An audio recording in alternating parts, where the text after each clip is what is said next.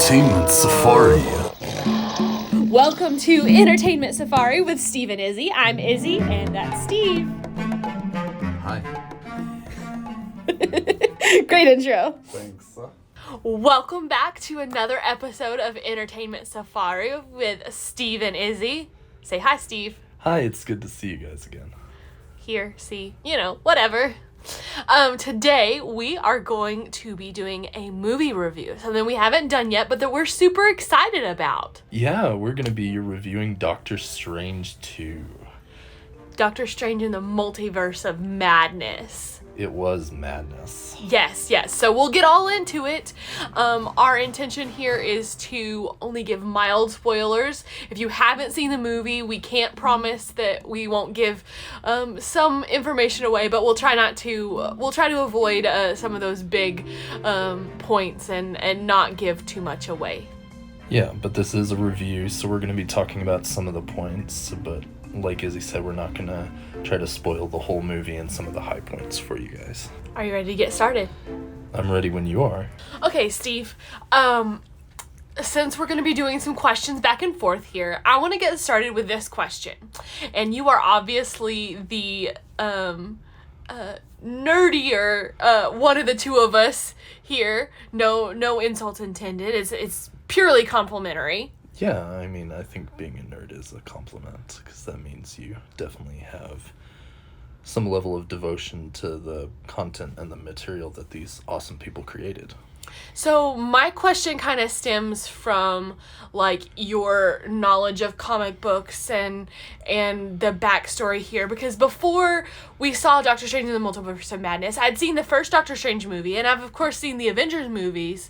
But that was really all the time that I'd spent with Doctor Strange, and so I was excited to see the movie, but I can't really test to the fact of how it holds up as a Doctor Strange movie. So I want you to kind of talk about that and how you think the portrayal of Doctor Strange was, and how you enjoyed this as a movie. Yeah, Izzy, I think I was very pleased when they cast Benedict Cumberbatch as Doctor Strange. I mean, obviously, if you look at the trailers and you look at even all the looks that they do within the movie, he obviously looks the part and he acts the part. And I think that was one of the biggest things with some of these larger than life characters, whether it's Thor or Doctor Strange, is you need a very talented character actor to pull those off, and someone who has the look, and that's not an easy thing to do. I'd say as far as a story point, this second movie was kind of a mishmash kind of a lot of the concepts that made Doctor Strange so popular with his comic runs. I haven't gotten as far as I'd like within his runs, but you see a lot of concepts, whether it's the mysticism or the way Doctor Strange is kind of always on the cutting edge. Like, he's always pushing the boundaries as a character where other people are like, you know what you're doing, that's kind of ethically questionable, but he's still pushing the boundaries because he has this level of control as a surgeon, which most people don't understand, and probably he doesn't understand on some levels about why he's that way. So I think that's the beauty of what the Marvel Cinematic Universe we have is even with a movie like Logan, you have bits and pieces kind of taken from the comics. It's not a word-for-word rendering, so you kind of get the best of both worlds. You get something new, but then you also get kind of a homage or a eye wink to some concepts and some different things within the comics, whether it's, like I said, with the mysticism and kind of Doctor Strange's dealings with kind of these very dark forces, which are kind of the point of Doctor Strange, where you get to see this kind of lone sorcerer and even Professor X on some levels. Like, certain Marvel characters, you see them in their comic runs kind of battling different entities. And it's not always a fist fight, it's these abstract concepts where they're trying to kind of work within the mind or heal or, transfer things. So it's a very different battle than, say, a fist fight that you see in some of the other Marvel movies. So I'd say that's Doctor Strange, and either you're going to love it or you're going to be like, why aren't we doing these huge fist fights? So before we go too much further here, on to the next question. Was it a worthy sequel? That's the tough question, because I think it was, because did you get as much Doctor Strange as you wanted? Probably not. But what you did get was a very Doctor Strange-oriented plot. Like I said before, Izzy, you get these different looks, which I loved all the different looks that they did with him. I'm not going to spoil all of them, but he definitely had some different looks going. I kind of thought a lot about Thor with what they were doing, where you kind of almost get this iconic deal within the movie that makes it so unique and so interesting, is because you do get these points of reference where it's like, oh, well, that look was featured in that movie, and you get these very different kind of modes of the character. So I think that was very cool. I think it was a very worthy sequel, because it was, I almost think about kind of Mr. Rogers. How so? Well, if anyone is familiar with the biopic, it was about Mr. Rogers and it stars Tom Hanks. But it isn't really about him. And I think that's very similar to Doctor Strange in this movie, is you had a character where everybody wants to know more about the main lead. But it's kind of fitting with his personality that he's kind of always tending to the needs of others in deference to his own. And that's kind of the biggest homage I feel like you can actually pay to the character, is because, like Mr. Rogers, he's just all about investing in other people. So it's almost a catch-22 where everyone's so drawn to this character, but I think the reason a lot of people are so drawn to their stories is because they're always investing in other people. I see, I follow, that makes sense. Yeah, so I thought it was a very worthy sequel. Did it go exactly like I thought, or it could have gone? No, but that's okay. That's the great thing, is a movie, and I learned this from you, is a movie doesn't always have to meet all of your check boxes. I feel like as a culture, we're very checkbox oriented, where it's like, well, did it check all my boxes? No, but did it check a lot of the ones that mattered? I would say yes. I'm so proud of you. Okay, so Izzy, there's a moment of clarity for Doctor Strange's character that kind of ties in with his old love interest from that first movie. Would you say they did Doctor Strange's romance and struggles as a character justice within this movie? Ooh, you know that hits hard because I love a good romance. You do. Very much so. So that's why It's tough because, is it played out how I would like to see it, ideally, in my favorite, if I'm looking for a romance? No. Do I think they did the story of these two characters justice? Yes. Because of the path that they've been on and where they're going from here, I think that if they would have, somehow made it magically all right and brought them together, that quickly, I think it would be doing both characters a disservice. it definitely wouldn't have been earned if they had done that. Right. So as much as I love a good romance, I honestly feel better about the way this ended because I feel like it was more natural and true closure. Did it hurt? Yes. But I'll take this over what is it? Like a gimme, like a pity. There you go. That's what I'm looking for. Yeah. A pity romance. And I feel like if they would have tried to do something different, it would have been a pity romance. Yeah, it would have just kind of fallen flat, and you would have been like, they're just pulling strings because they know we want our heroes to be happy. Right. I can see that. Right. Okay, my next question for you, Steve, kind of piggybacks off of that, in that Doctor Strange and the Multiverse of Madness is not an ensemble cast, but there are many, many side characters. Obviously, Doctor Strange is your main character, I would say. But you have America, you have Wong, you have, what's the guy with the dreadlocks? Mordo. You have several of those key figures that have helped tell us other stories and that honestly play a pivotal role in this story. How do you feel about that? And how do you feel that their stories played out in this movie? See, honestly, I thought Mordo was going to be the bad guy for this movie, so I was a little surprised when they did something different. Do I think they may be setting up a kind of frenemy enemy one for the third one with Mordo? Possibly, but I could see it going either way. I was cool with it. I think, like I said, I felt like Mordo was kind of all set up to go directly opposed to Doctor Strange.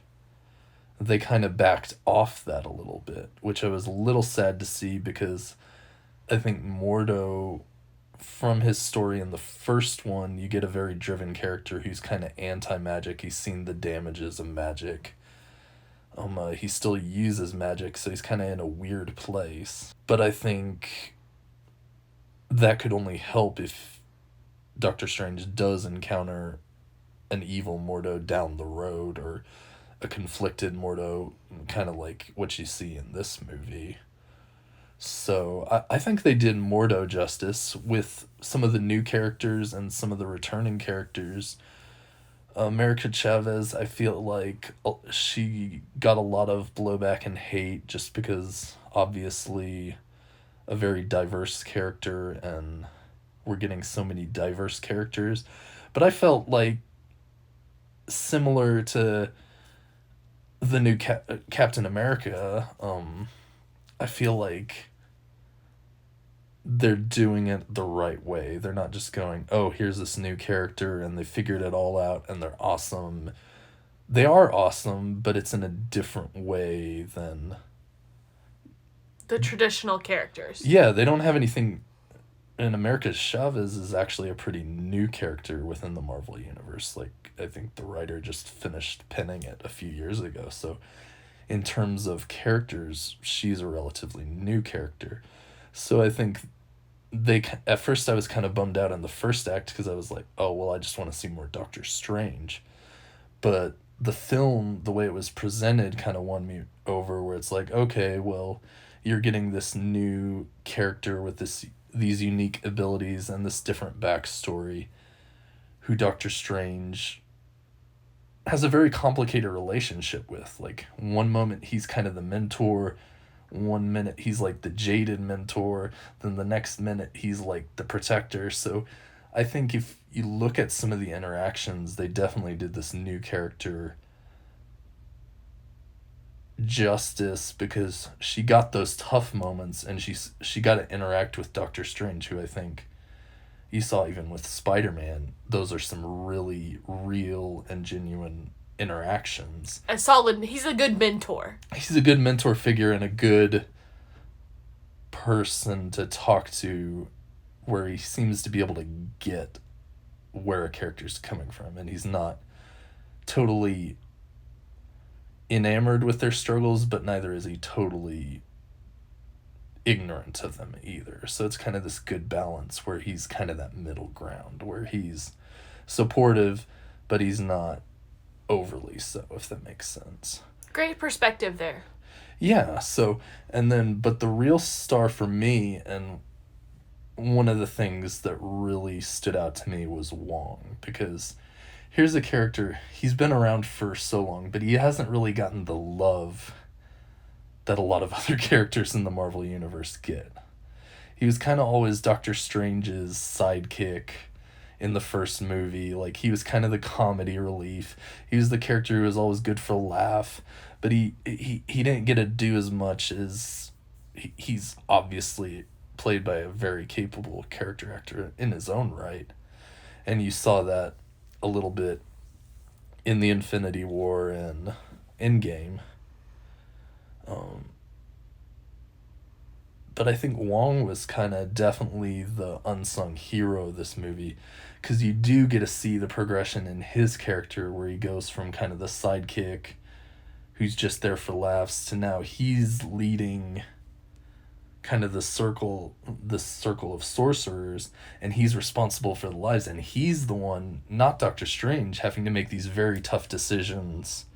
What's best for this group of young aspiring mages? So he's almost, and you see that at the end of the story without any spoilers, he takes on kind of that leadership which Doctor Strange had, and the Ancient One had before him.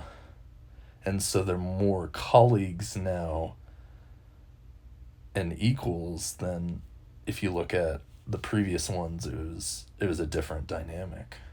So I think I was most impressed with the way they handled his character, and they kind of gave love to a character that really hasn't gotten his moment to shine, but I think he had moments to shine, and I think he's going to have more moments now that he's on the path he's on. Very nice.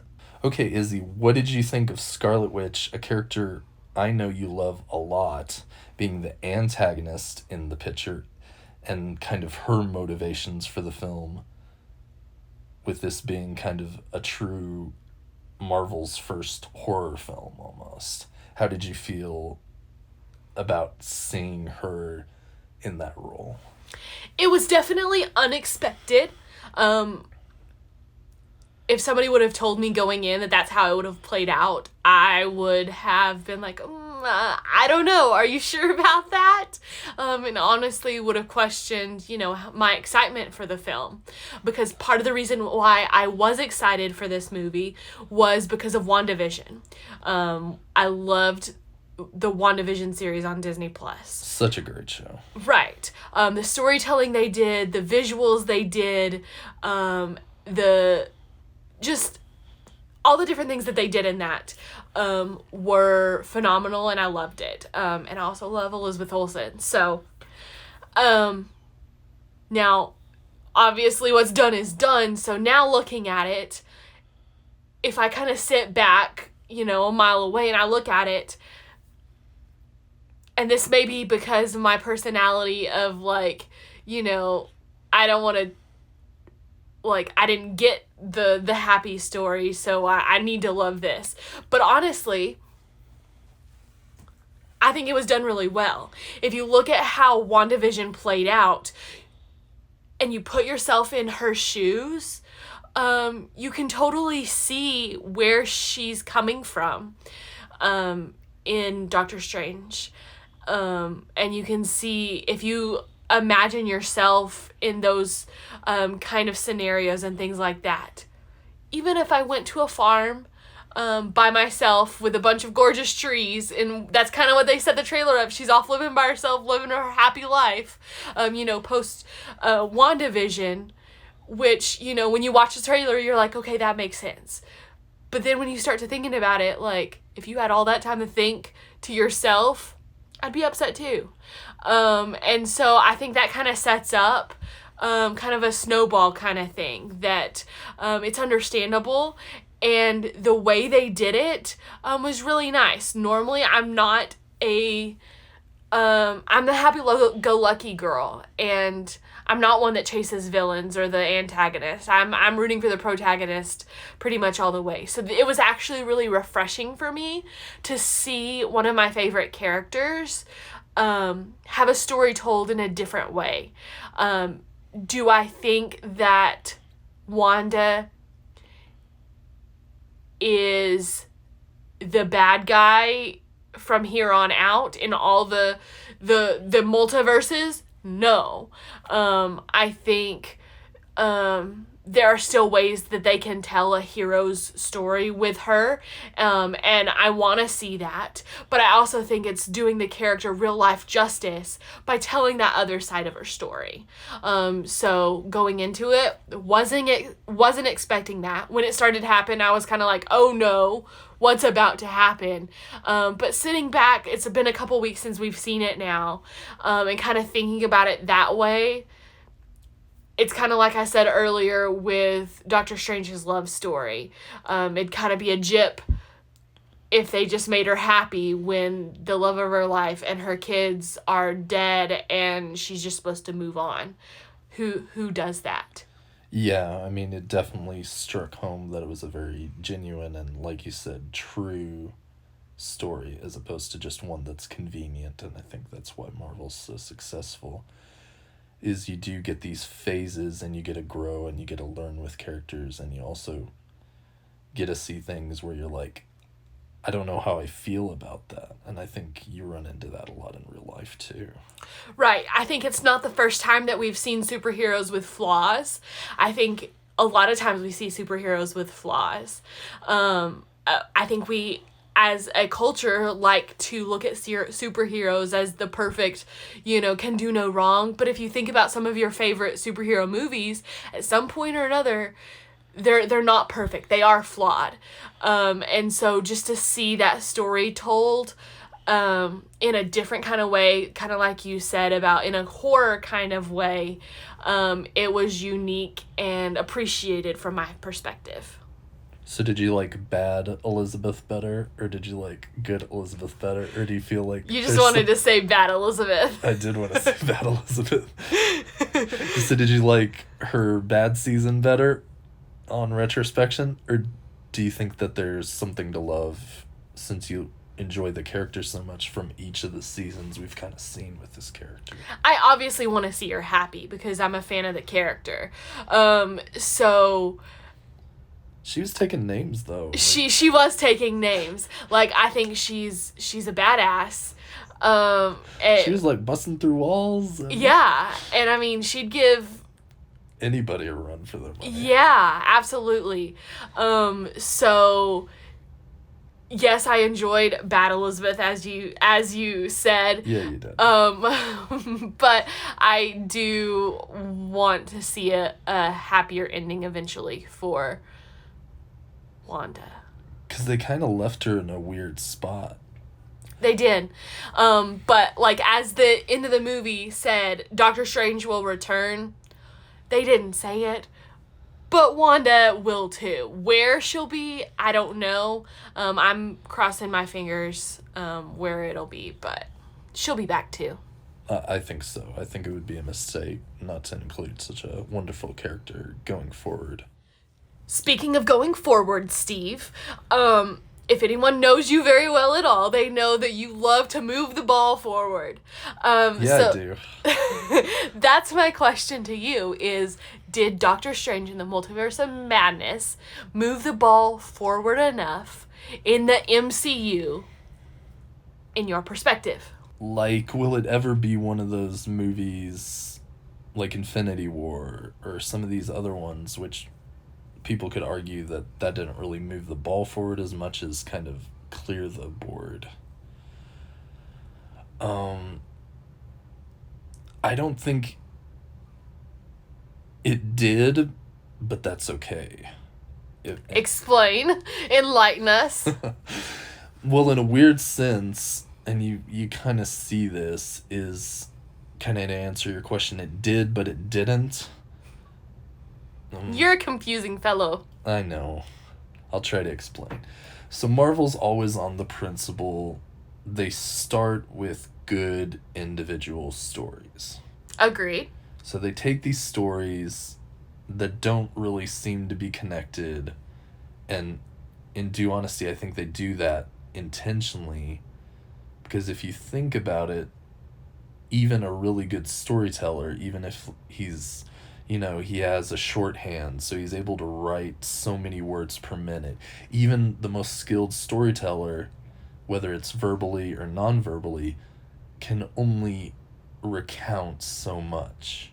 there are going to be gaps in that storytelling process. Whether it's the end of a chapter and a transition, they're going to jump. It may not be as perceivable as like with Marvel and what they do, but there are going to be gaps in the story.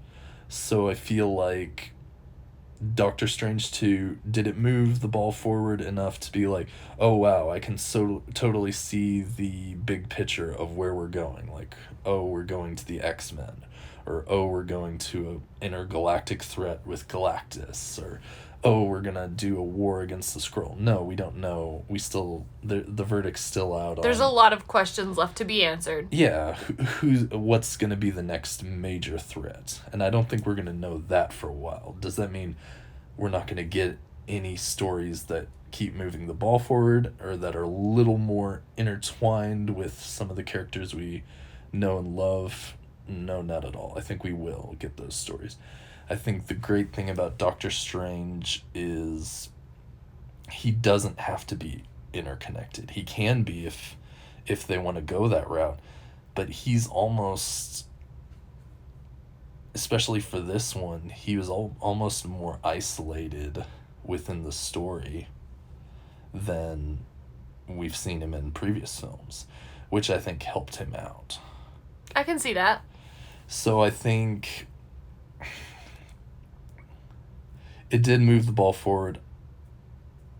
Would I have liked to see a little more direction at this point as far as what they were building to? Yeah, a little bit, especially since you have a prime opportunity. But like we talked about, you have two very beloved characters that you're trying to put in one movie and do them both justice. I mean, I even think about some of the DC movies, not to get too far afield, but it's tough when you start putting in multiple characters that have fan followings, whether it's Batman or it's Superman, and you're trying to pair all of these characters together. You're only going to have so much screen time to make that happen. It's a good way to look at it. So I feel like you just have to appreciate it for what it is, and it's, if you're a Doctor Strange fan, you get a good Doctor Strange movie.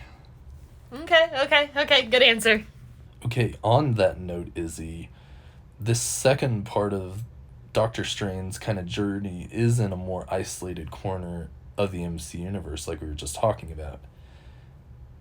If you were to make the call, do you think they should incorporate both Doctor Strange and Wanda back into kind of the main thread of whatever this phase is sooner rather than later? Or do you feel like these characters thrive better in isolation, where we get to see the strange new worlds that they're in? Ooh, that's a tough question, because like the fangirl in me is like, yes, give me it all right now. Like, I work them into the rotation with everybody. Let me see how they interact with so and so and so and so. Right. But the rational side of me, kind of piggybacking on what you said, is if we want their stories told well, I think that they do need to be more independent. Now, I think one of the things that I've really appreciated recently about the MCU and some of their most recent films is that, and honestly, not even just their recent films, but some of the older ones that I just watched. So in my head, it's recently. But the way they incorporate the cameos of other characters. So it's all about the one character, but we still get to see them interact. I think back to Ant-Man, and it was clearly about Ant-Man. But we got to see some other characters in that story. And it wasn't an ensemble cast. It was obviously just for certain scenes. Did it help tell a story? Yes. So I think that's the direction that I'd like to see, is kind of in that vein, where yes, they're kind of independent, where we're conquering a new world, or whatever the case may be, whatever the story is. Do I still want to see the cameos from other guys and gals? Yes, absolutely, because I just think it's unique to see how they interact. And if it is one Marvel Cinematic Universe, which nobody can deny that now, these superheroes are going to run into each other eventually. Do they Are they going to run into each other, all of each other, like, every single time? No. So I think it's just natural to kind of have them separate, but kind of plan some key cameos, if you will. I can see that. I think you're right in that's kind of the great thing about Marvel is you do get those lovable cameos, and I think that there's a balance definitely between story versus cameos, and I think usually they do a very good job with that. Speaking of cameos, we talked about not spoiling everything, all the cameos here in this film, but how did the cameos make you feel here in Doctor Strange? Yeah, I mean, definitely seeing a shot of nostalgia. You had several characters which maybe you've seen in other forms or in other franchises kind of make cameos. I was a little sad Deadpool wasn't. No, that's. I don't consider that a spoiler if you say someone's not in a film. Right. I've seen some things online where there was talk that he would be at one point. Yeah. So. But I feel like you get enough other cameos that are very promising, and I think this movie they definitely explained a little bit more about how the multiverse works, similar to how they did in Loki. So I feel like they are building towards something with the multiverse, and I think the cameos were wonderful. I think no spoiling, but there is one cameo I think we're both excited to just see. Is that legit? Are we going to get to see more of that? Or was that a one-time thing and it was just like, we just have to watch Doctor Strange if we're going to get that action again? If it's a one-time thing, I'm going to cry. Yeah, you're going to be sad and binge all of the certain actors' movies over and over again. Yes, and TV shows. So I really hope it's not a one-time thing. I don't think it will be. I think Marvel knows their business, and I think they'd be crazy unless people were just like, oh, so-and-so is this character, and I just hated that character's guts. I think the character's reception was pretty positive, so I think they'd be crazy if they didn't incorporate that character at some point in the future. My question is, how far in the future, though? Because, they're planned out,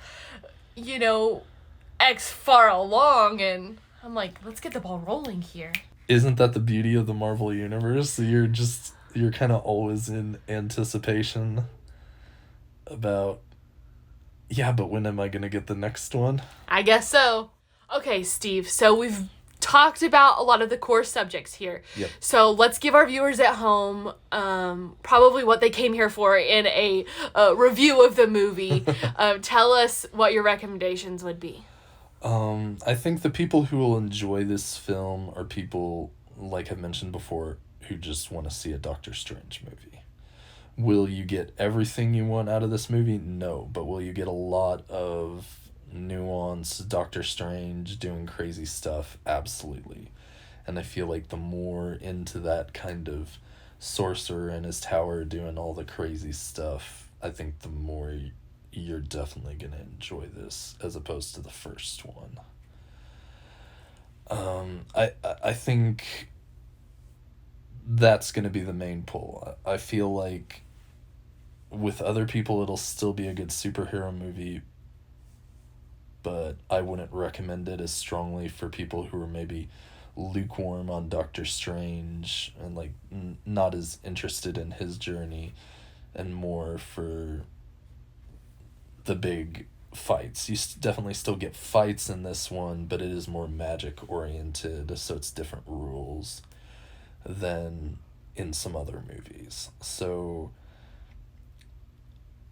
yeah, I think those would be, if you're pro Doctor Strange and want to see more Doctor Strange, this is definitely the movie for you.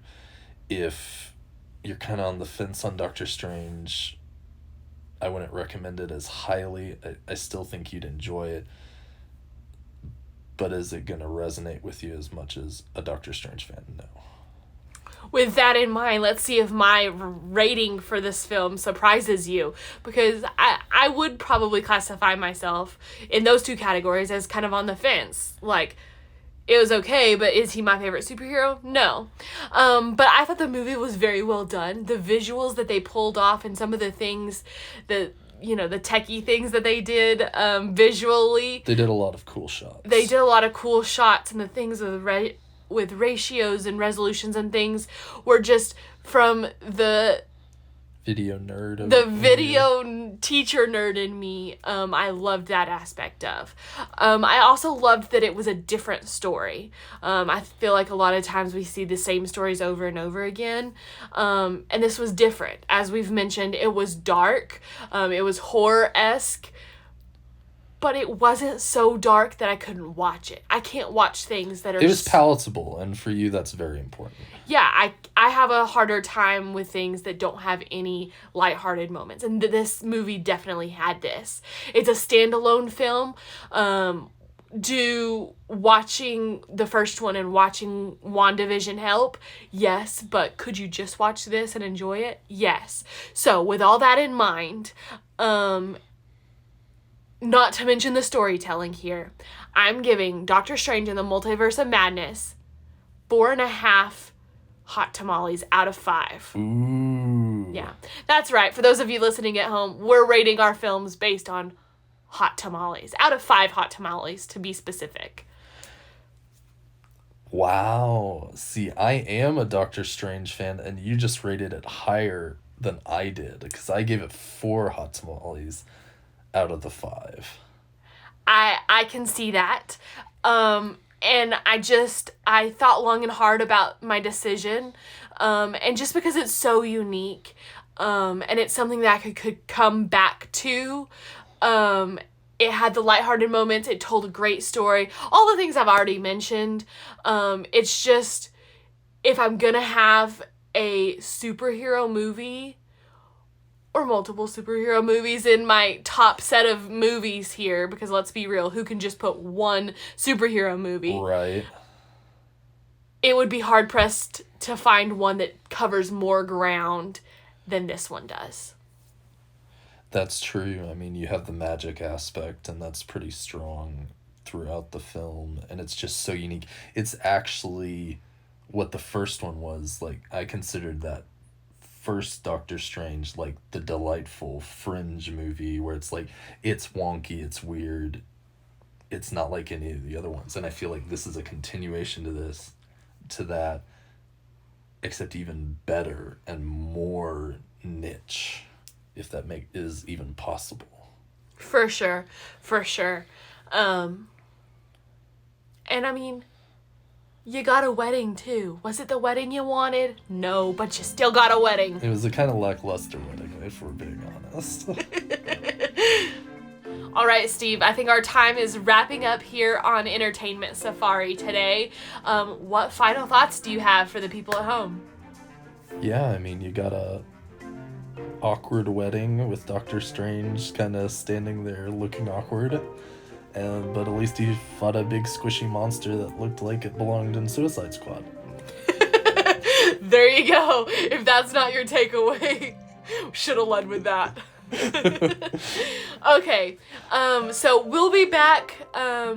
We will definitely see you again when the next MCU film comes out. We've been talking long and hard already about Thor: Love and Thunder, and I'm sure you will find us at the theater very quickly on that one. But there's also some other movies that we're excited about coming out soon. Yeah, it's gonna be awesome. So we can't wait to hear from you and see you again soon. Let us know in the comments how many hot tamales you would give Doctor Strange and the Multiverse of Madness.